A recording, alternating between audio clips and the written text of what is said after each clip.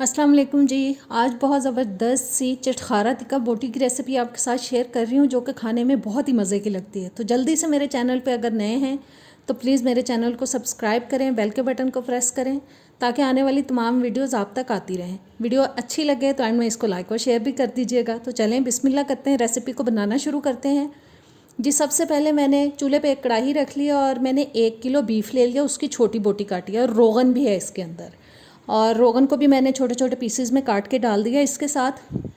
अब हम डाल रहे हैं जी नमक हस्बे ज़ायका, लाल मिर्च का पाउडर 1 टीस्पून, हल्दी पाउडर आधा टीस्पून, ज़ीरा पाउडर 1 टीस्पून, कुटी हुई लाल मिर्च 2 टीस्पून,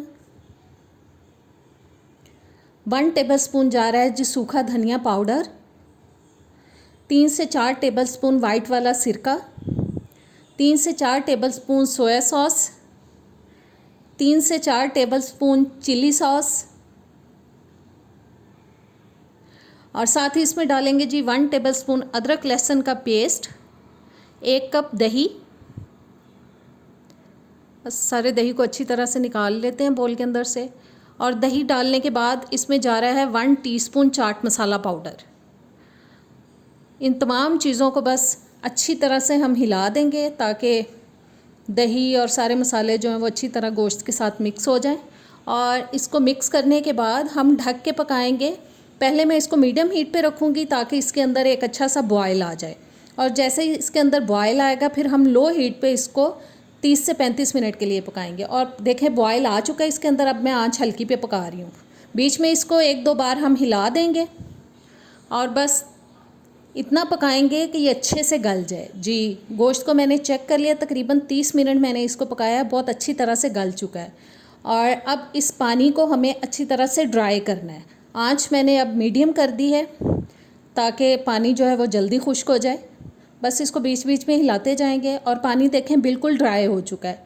और अब मैं इसके अंदर डालूँगी 1/2 टीस्पून गरम मसाला पाउडर और 1-2 मिनट के लिए हम इसको भूनेंगे ताकि जो इसकी एक मखसूस बड़े गोश्त की स्मेल होती है, बीफ की स्मेल होती है, वो चली जाए। और देखें मैंने इसके अंदर ऑयल बिल्कुल शामिल नहीं किया, ये रोगन के अंदर ही पका है और इसी रोगन के अंदर हमने इसको भूनना भी है।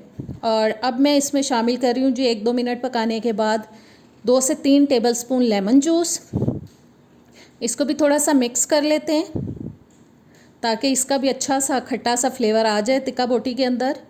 और अब हम इसके अंदर डालेंगे जिसकी खूबसूरती को मज़ीद 4 चांद लगाने के लिए हरा धनिया कटा हुआ। बस थोड़ा सा अपनी पसंद के हिसाब से आप डाल लें हरा धनिया, और 1 से 2 बारीक कटी हुई हरी मिर्चें।